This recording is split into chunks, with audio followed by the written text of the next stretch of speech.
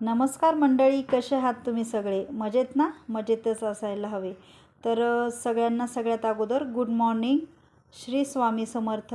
तर आता सकाळची दिवसाची सुरुवात झालेली होती, तीही आपली देवपूजेपासून दिवसाची सुरुवात झालेली होती. देवपूजा सगळ्यात अगोदर झाली की मनाला कसं शांत आणि प्रसन्न वाटतं. तर त्याचप्रमाणे मी या ठिकाणी देवपूजा करून घेतलेली होती. आणि देवपूजेनंतर मग माझं होतं काम ते की मला बनवायचा होता मुलांचा टिफिन. तर आता टिफिनला आज मी बनवणार होते भेंडी मसाला. तर मी भेंडी कट करून घेतलेली होती आणि टोमॅटोही कट करून घेतला होता. शेंगदाणे थोडेसे भाजून घेतलेले होते.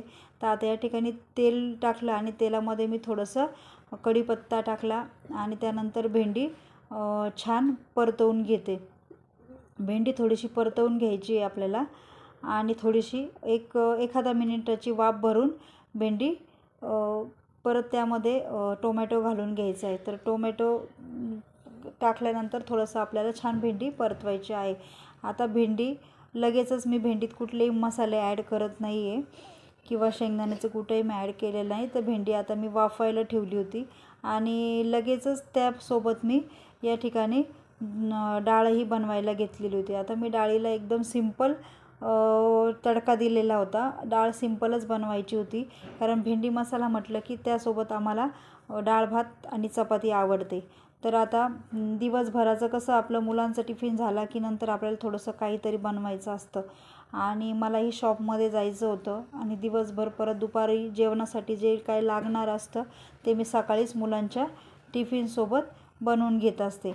तर आता या ठिकाणी मी मसाला हळद पावडर टाकून घेतलेली होती. आता मसाला म्हणजे कुठला, तर आपण घरी जो मसाला काळा मसाला बनवतो तो मसाला मी इथे 3 चमचे टाकून घेतलेला होता. त्यानंतर थोडंसं अगोदर मीठ टाकलेलं होतं. तर आता चवीनुसार मीठही मी ॲड केलेलं होतं आणि एक लसूण आणि जाडसर शेंगदाण्याचं कूट या ठिकाणी मी भेंडीमध्ये टाकून घेतलेलं आहे. आता भेंडी मी पूर्ण वाफवून घेतलेली होती, म्हणजे त्यामध्ये नंतर मी शेंगदाण्याचं कूट टाकला. असं केलं तर आपली भेंडी एकदम क्रंची होते. भेंडीमध्ये अगोदर जर आपण शेंगदाण्याचा कूट घातला तर आपली भेंडी जळते. तर अशा प्रकारे मी भेंडी मसाला बनवून घेतलेला होता. त्यानंतर माझ्या चपात्या करून झालेल्या होत्या आणि राईसही करून झालेला होता.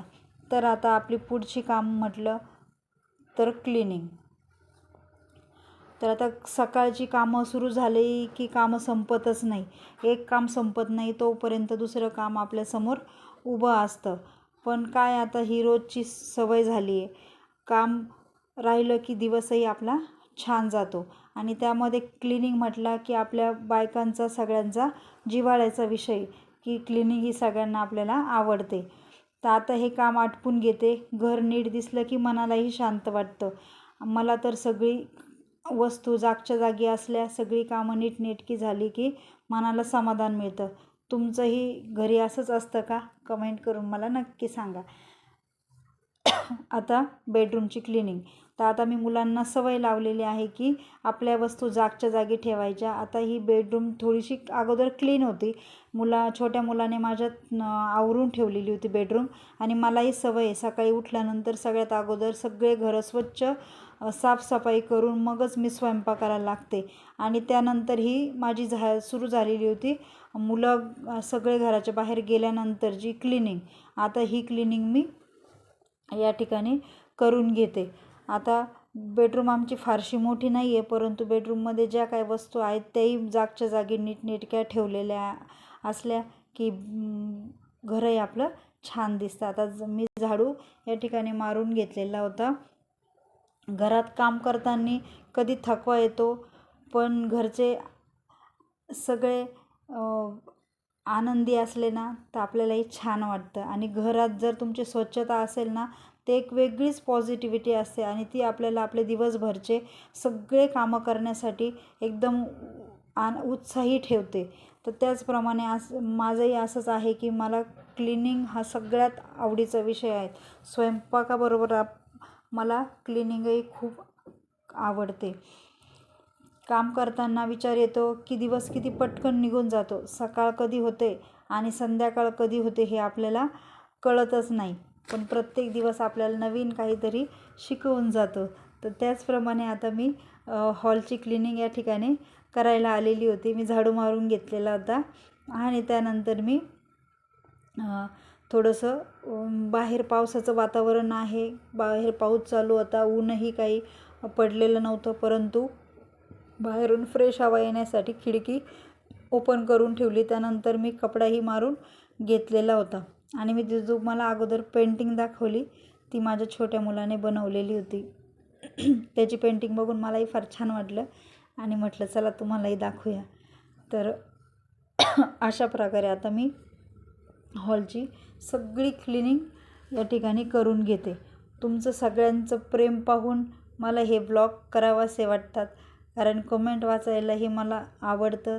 त्यामुळे आपण सगळे एक कुटुंब आहोत, आपली एक फॅमिली आहे असं सतत फील होतं.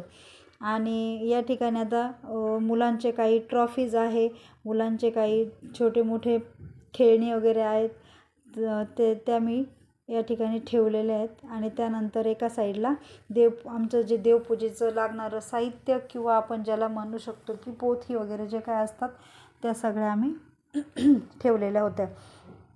तर आता शोकेसची सगळी क्लिनिंग करून घेते. आता घर म्हटलं की कितीही तुम्ही नीटनेटकं ठेवा, घर म्हटलं कितीही आवरा तर त्यामध्ये धूळ ही येणारच. कधी कधी वाटतं स्वतःसाठी थोडासा वेळ काढावा, पण घरातली कामं जबाबदारी आपल्याला सगळं असतं. आयुष्य खरं सुंदर आहे, परंतु आपण ते छान ठेवलं पाहिजे.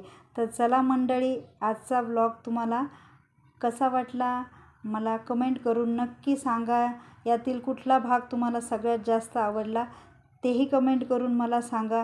चॅनलला अजून सबस्क्राईब केलं नसेल तर चॅनलला सबस्क्राईब करून घ्या आणि बेल आयकॉनवर क्लिक करा, जेणेकरून माझे नवीन नवीन व्हिडिओ तुम्हाला बघायला मिळतील. तर चला मग आता व्हिडिओचा मी येथे एंड करते. तर चला मग आपण भेटूया अशा नवीन छानशासाठी व्हिडिओसोबत. तोपर्यंत